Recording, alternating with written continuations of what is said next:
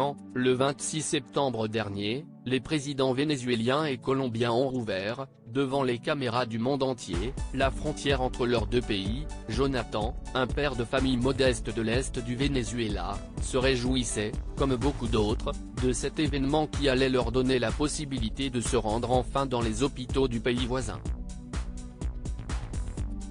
En Colombie, le système de santé est en effet beaucoup plus développé et, surtout, tout le monde y est soigné, même les personnes qui n'ont pas la nationalité colombienne. Or, la fille de Jonathan est née avec des difficultés cardiaques et respiratoires. Elle a besoin de soins que les hôpitaux de son pays ne peuvent pas lui prodiguer. Ses parents allaient donc pouvoir l'emmener chaque fois qu'elle en aurait besoin dans une structure de soins adaptée.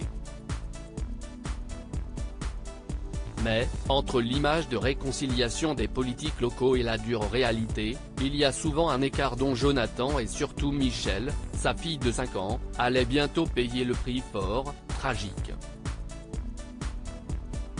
La mère implore le fonctionnaire de les laisser passer et de faire une exception. Rien n'y fait. Ce 2 décembre, il pleuvait énormément. Ma fille était malade depuis 5 jours et aucun des traitements que les médecins vénézuéliens nous avaient prescrits n'avait le moindre effet, se souvient Jonathan. Elle commençait à avoir des difficultés à respirer. Avec mon épouse, nous avons décidé de la transporter au centre de santé local. Un médecin nous a fortement conseillé de traverser Puente Internacional La Union, le pont qui fait office de frontière entre le Venezuela et la Colombie, pour nous rendre au dispensaire de Puerto Santander. L'état de Michelle a alors commencé à empirer au point que ce médecin décide de la placer sous respirateur artificiel. Nous avons dû payer le sens pour l'ambulance, raconte Jonathan. Ma femme est partie en pleine nuit avec Michelle sous respirateur et une doctoresse. À 3h30 du matin, l'ambulance arrive au poste frontière de Boca de Grita, juste devant Puente La Union. Là, un douanier vénézuélien leur explique qu'aucun véhicule n'est autorisé à passer. La mère implore le fonctionnaire de faire une exception.